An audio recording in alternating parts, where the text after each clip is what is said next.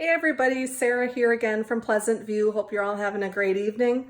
And listen, we had such a great review, such a great response from our Milking a Goat series. Thanks so much for everybody for watching. That we've actually been toying, my husband Andy's here with me today.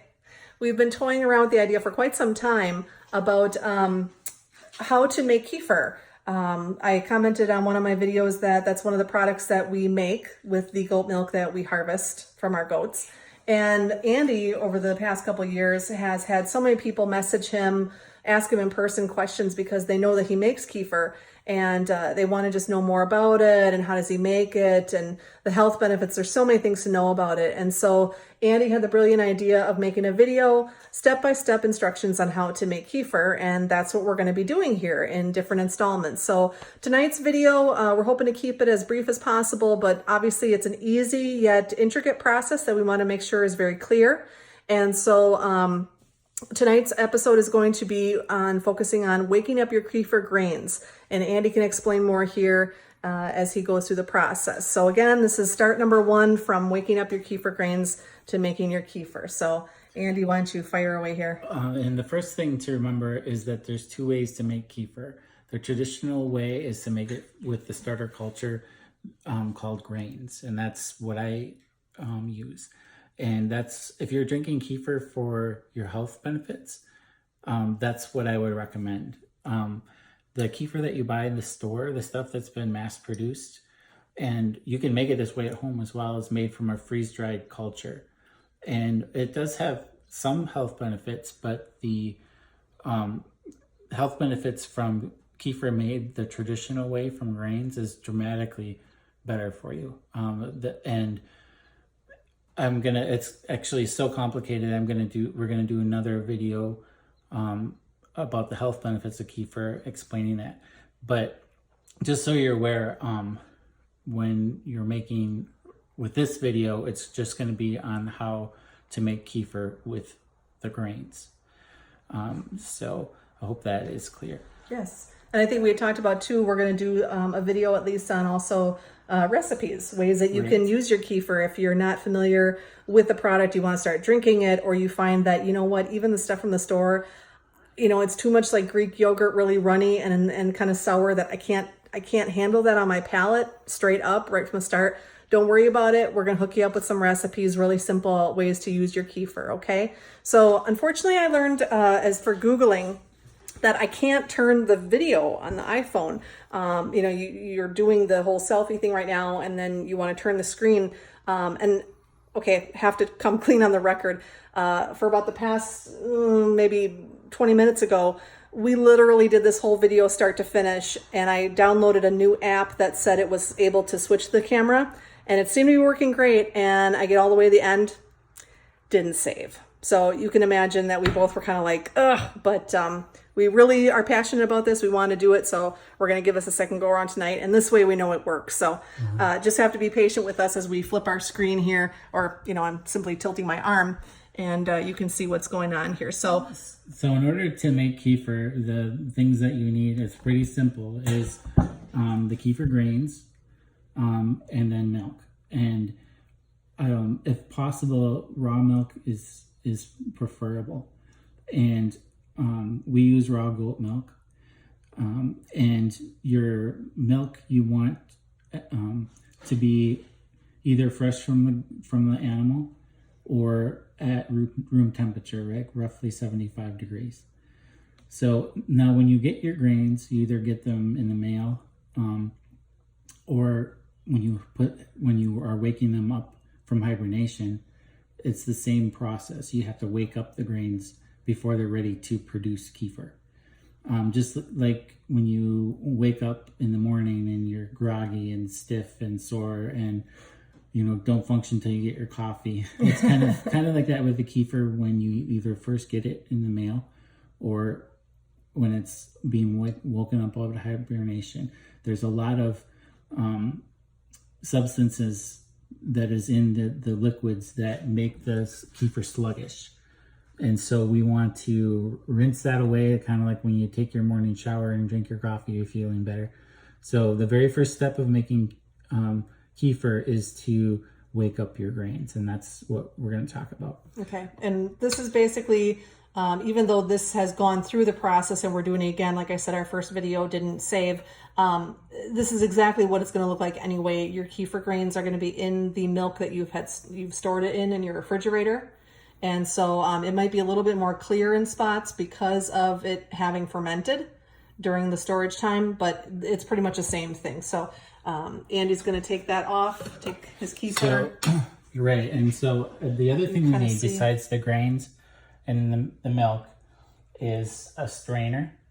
And what I like to use is a flour sifter, not the one that has the little crank inside, but just the regular one. And these are fairly inexpensive. You can get them at Walmart for $5 or so. And the holes need to be the right size. If you use a colander, they typically have holes that are too big and not enough of them. And so you'll lose a lot of kefir through the holes if they're too big, or they'll clog up. So this type of thing works just perfect. And then he's just got a stainless steel collection bowl, if you will, a nice big pasta or salad bowl, whatever you've got here, but it needs to be big, obviously collect all the whey, which is what the kefir grains have turned the milk they were fermenting in or going to sleep in. That's what they've turned it into. So am I going back here to see Andy? The first step would be to stir before you dump them out. Right. If there's a substantial liquid in there, it just helps them come out more evenly. Okay. So we're gonna walk over here. Again, hopefully then able to capture what's going on, looking at the phone on an angle as well as trying to shoot on the screen. So, okay, so he's just basically dumped out. He had a half-gallon jar, and he basically just dumped out what would be the kefir grains. As you can see here, they look very similar to cottage cheese. Hopefully I'm getting that all in view there. And so when you first do this with your kefir that's been in hibernation, again, I apologize for the angle, but hopefully you're able to see. So the liquid here would be a lot more slimy. There would be even less liquid. It would be really clogged up and very slimy-ish in texture.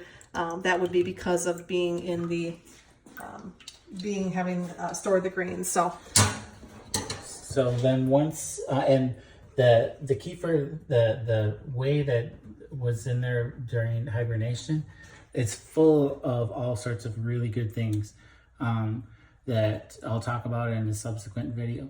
So it's very healthy, and you can taste it, and if it tastes good to you, you can drink it.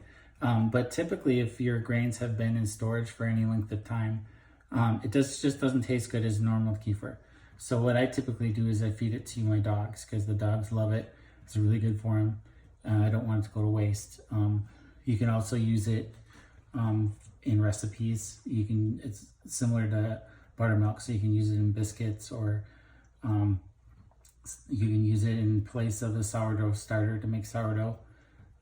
We use it in our scones, pancakes, things like that. Okay, awesome. So once we got our grains in our sifter, then we want to use cold water and rinse off the grains really well. When the grains have been in storage, they get covered with a complex carbohydrate mix. It's basically slime, and you want to rinse all that off because it allows the grains to fully wake up and go into full production mode. Now, Andy, you also mentioned in the video we recorded that didn't turn out, you said something about the color. Right. The covering, the slime that's over grains that are in hibernation is very, very white. And so when you rinse off the grains, they lose that, and then they end up to be a little bit more yellow. And when all that fermentation product is gone, you can actually taste a little bit of the grains, and instead of being sour, they have no flavor. It'll be very bland. So you can actually eat the kefir grains? Yeah, they're not going to be harmful? No, they're super healthy for you. Okay. It's probably one of the healthiest things you can eat. but I generally don't. I only just sample them just to make sure I'm. Sure. So as you can see, everybody, he's using his flour sifter like a colander to rinse off his kefir grains, and he's chosen just a simple spoon from our flatware set. It's pretty much the one that you would use as a serving spoon. Teaspoon or tablespoon might be a little too small based on his size of kefir grains, the quantity. So not really rocket science, but again, it's an easy thing to make, but yet a little intricate. And we just want to make sure that we're clearly stating, how the process works. So I see you've got a scooper, Andy. What are you gonna do? Well, just because most people won't have quite this much grains. I'm gonna move that for you. So a big spoon will work fine for the vast majority of people who typically only have maybe making a half gallon of kefir per batch. Sorry about that. If the video got blurry, his iPhone just let me know that there's only 10%. So sorry if that. Sorry if that went away. Spoon is going to work. Okay. So again, he's putting it back. You would use a clean jar. Again, we're redoing this video because of the other one not saving. So he's putting it back in the jar that he had. But half-gallon jar, obviously clean and sanitized is what he's using. It's a full gallon. Oh, it's a full gallon. My bad. Correct me. So it's a full gallon jar because of the amount of kefir grains. Now, you said, Andy, before that you want to use a ratio basically 1-to-1. So you have a half gallon of kefir grains here, right, and you're going to add a half gallon of milk to this. Right. And the first ferment, that's really important to not have too much milk, because if you have too much milk, then it takes longer for the grains to wake up. Oh, okay. So when they're in a big team, if there's a nice ratio of grains to milk, then they wake up faster. So usually a 1-to-1 ratio or a 1-to-2 ratio is good. We talked about before about how long grains can be asleep in the refrigerator. We typically will be making kefir for 3 or 4 days in a row, and then once I have enough kefir for a while, I'll. Okay, we're back. Sorry about that. So Andy was saying about, what were you saying about how long kefir grains can be asleep? Was that right? Okay. Yeah. So after I have enough kefir, and then I don't want to keep producing more kefir, like I want to make cheese or we want just regular milk, then we'll put the grains to sleep. And they can, the way we put the grains to sleep is basically this process, what I'm doing right now. But then as soon as I'm done transferring it, I'll put in cold milk and then put it in the refrigerator right away. And they can stay hibernating for months without you doing anything. Just putting it in the freezer, or not the freezer, the refrigerator? Yep. Okay. But if they're going to be in there quite a while, like after a couple months, it's a good idea to take them out and rinse them off, like we had shown you, and then put in fresh milk, just so they have something to eat. I'm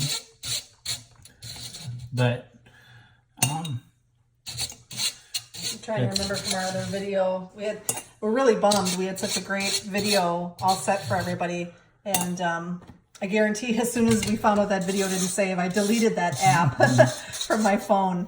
I was not happy after all the work that Andy had done describing the process and all that. Everybody knows how that goes, right? You go on vacation, take pictures, and years ago our film wouldn't develop and all of our pictures were ruined, or things happened. Andy's phone just died a moment ago, kind of telling us that we need to get going.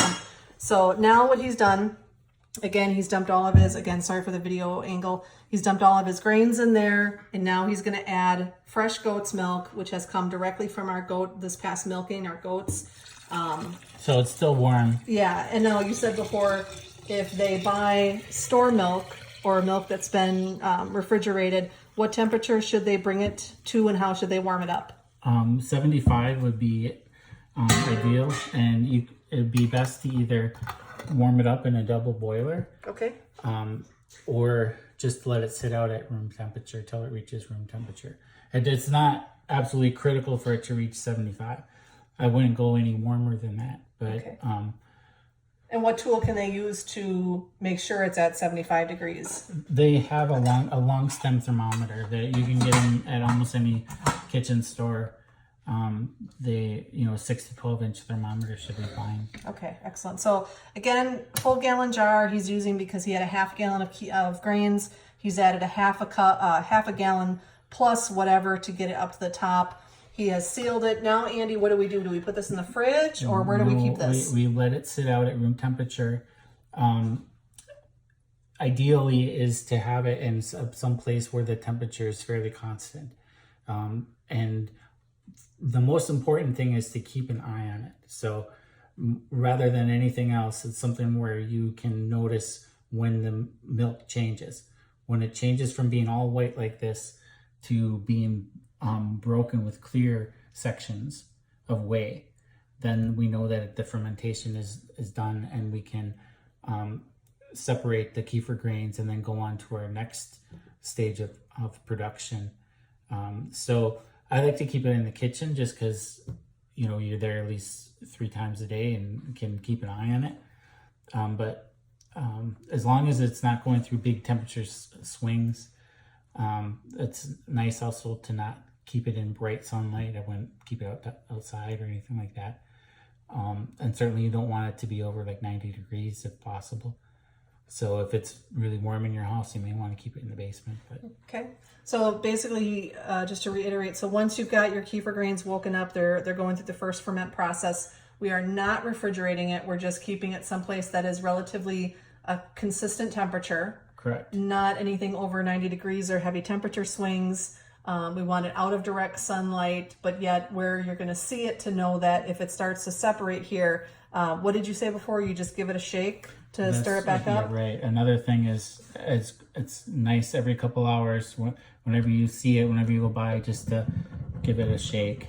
And that is simply to keep them... It keeps the milk and the grains stirring so that the kefir has access to nutrients to wake up. So when are we checking on this? 12 hours? Right, 12 hours is what I expect it's going to be done. Okay, after waking them up. Correct. Okay, but now the product that's going to come from this is going to be kefir, but it's not, because it's our first ferment. We're going to maybe save it. We can give it to our dogs or cats, or we can keep it for our cooking, our baking. Yep, the first ferment is very healthy, but it, just like regular kefir, but it generally won't taste quite as good as your regular production kefir.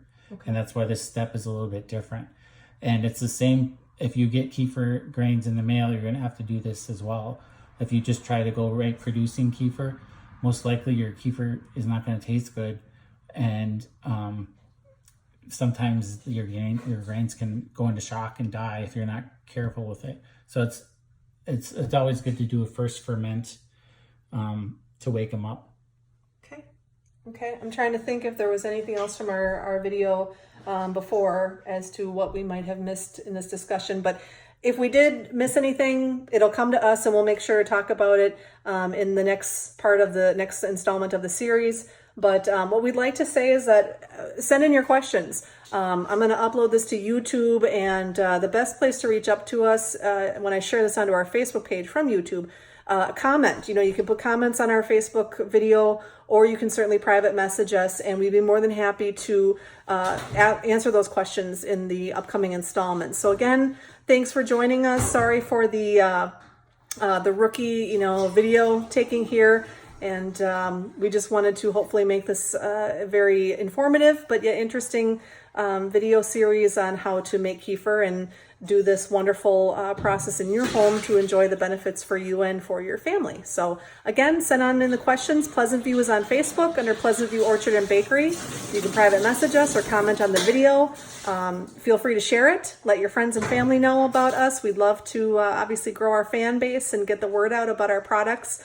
And I think that's pretty much it. So we're going to wrap it up here and be back with you in the next installment as to what happened with our kefir grains now after the first ferment. So everybody have a great evening. Bye.